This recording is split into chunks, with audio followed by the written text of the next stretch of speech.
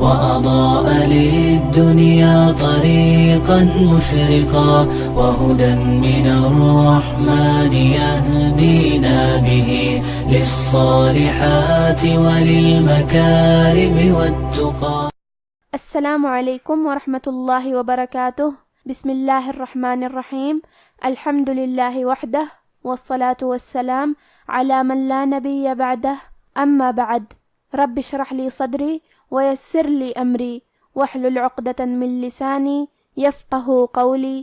شروع کرتی ہوں اللہ کے نام سے جو بڑا مہربان نہایت رحم کرنے والا ہے. انشاءاللہ آج کے درس نمبر 155 میں سورۃ المعارج آیت نمبر 43 سے آیت نمبر 44 تک کی شرح اور ترجمہ سماعت فرمائیں گے. تو شروع کرتے ہیں. اعوذ باللہ من الشیطان الرجیم. یوم یخرجون من الاجداث سراعا کأنہم الی نصب یوفضون. کلمت یخرجون میں حرف الخاء ہے. خاء کی ادائیگی حلق کے اوپر والے حصے سے ہے. خاء حروف تفخیم میں سے ہے، لہذا ہمیں یہ حرف کو بھاری آواز میں پڑھنا ہے. کیونکہ اس پہ جزم ہے لہذا ہمیں خاء کو ظاہر بھی کرنا ہے. یہاں حرف الراء پہ پیش ہے تو یہاں راء کا حکم ہے تفخیم. ہم حرف الراء کو موٹی آواز میں پڑھیں گے. کلمت الاجداث میں یہاں جیم ہے اور اس پہ جزم ہے.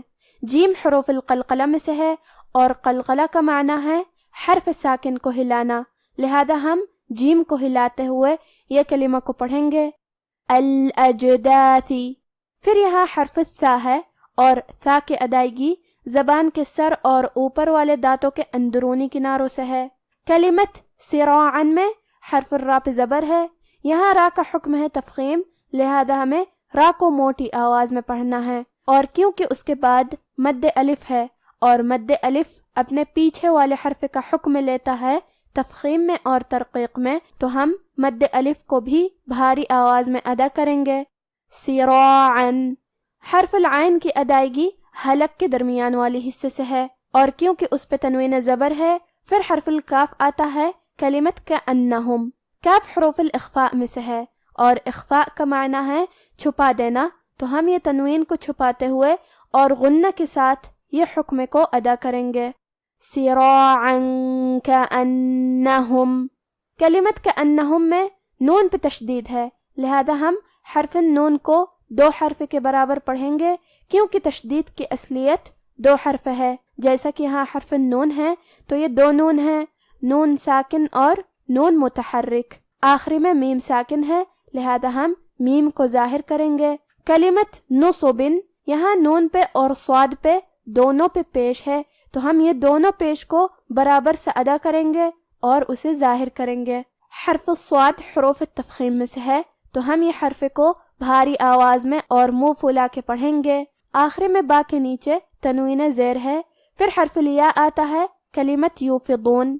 یا حروف الادغام بغنہ میں سے ہے اور ادغام کا معنی ہے حرف کو حرف میں داخل کرنا، لہذا ہم یہ تنوین کو یا میں ملا کے غنہ اور تشدید کے ساتھ یہ حکم کو ادا کریں گے. نصب یوفضون. کلمت یوفضون میں حرف الضاد ہے اور ضاد کی ادائیگی زبان کے کروٹ اور اوپر کے داڑھوں کی جڑ سے ہے. ضاد حروف تفخیم میں سے بھی ہے تو ہم یہ حرف کو بھاری آواز میں اور منہ پھلا کے پڑھیں گے. آخری میں حرف نون پہ رکیں گے تو اس پہ جزم سے رکیں گے، لہذا ہمیں نون کو ظاہر کرنا ہے. یوم یخرجون من الاجداث سراعا کأنہم الی نصب یوفضون. خاشعة أبصارهم ترهقهم ذلة ذلك اليوم الذي كانوا يوعدون. کلمت خاشعہ. یہاں حرف الخاء ہے اور اس کے بعد مد الف ہے تو ہمیں خاء کو اور مد الف کو دونوں کو تفخیم سے مطلب بھاری آواز میں پڑھنا ہے. خاشعة. آخری میں تائے مدورہ پہ تنوین زبر ہے. پھر حرف الالف ہے کلمت ابصارہم.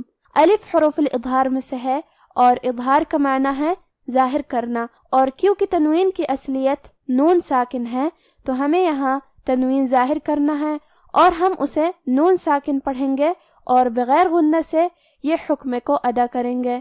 خاشعتاً ابصارہم، کلمت ابصارہم یہاں حرف البا ہے، اور کیونکہ با حروف القلقلہ میں سے ہے تو ہم یہ حرف کو ہلاتے ہوئے یہ کلمہ کو پڑھیں گے۔ ابصارہم، یہاں حرف الصاد ہے اور اس کے بعد مد الف ہے، لہذا ہم یہ دونوں حرف کو بھاری آواز میں پڑھیں گے۔ یہاں را پہ اور ہا پہ دونوں پہ پیش ہے تو ہم یہ دونوں پیش کو برابر سے ادا کریں گے۔ کلمت ترحقہم، یہاں را ساکن ہے، یہاں را کا حکم ہے تفخیم کیونکہ اس پہ جزم ہے، لیکن اس کے پہلے والے حرف پہ تا پہ زبر ہے تو ہمیں را کو موٹی آواز میں پڑھنا ہے۔ حرف القاف کی ادائیگی زبان کے جڑ اور تالو کے نرم حصے سے ہے، قاف حروف تفخیم میں سے بھی ہے تو ہم یہ حرف کو موٹی آواز میں پڑھیں گے۔ کلمت ذلہ، حرف اللام پہ تشدید ہے تو ہم دو حرف کے برابر حرف اللام کو پڑھیں گے۔ آخر میں تا پہ تنوین پیش ہے، پھر حرف الدال ہے، دال حروف الاخفاء میں سے ہے تو ہم یہ حکم کو غنہ کے ساتھ ادا کریں گے۔ ذلۃ ذالک، کلمت الیوم میں یہاں میم پہ پیش ہے لہذا ہمیں پیش کو ظاہر کرنا ہے۔ کلمت یوعدون میں حرف العین کو ہم حلق کے درمیان والے حصے سے پڑھیں گے، آخر میں نون پہ رکیں گے تو اس پہ جزم سے رکیں گے لہذا ہمیں نون کو ظاہر کرنا ہے۔ خاشعتاً ابصارہم ترہقہم ذلہ ذالک اليوم الذی کانوا یوعدون۔ اب آپ ان آیاتوں کی تلاوت تجوید کے ساتھ سماعت فرمائیں۔ اعوذ باللہ من الشیطان الرجیم، یوم یخرجون من الاجداث سراعا کأنہم الی نصب یوفضون، خاشعة ابصارہم ترہقہم ذلہ ذالک اليوم الذی کانوا یوعدون۔ اس دن یہ قبروں سے نکل کر اس طرح دوڑیں گے جیسے کسی مقابلے کے نشان کی طرف دوڑے جا رہی ہوں، ان کی آنکھیں جھک رہی ہوں گی اور ذلت ان پر چھا رہی ہوگی، یہی وہ دن ہے جس کا ان سے وعدہ کیا جاتا تھا۔ آج کا ہمارا درس یہیں ختم ہوتا ہے۔ سبحان ربک رب العزت عما یصفون وسلام علی المرسلین والحمد للہ رب العالمین، والسلام علیکم ورحمۃ اللہ وبرکاتہ۔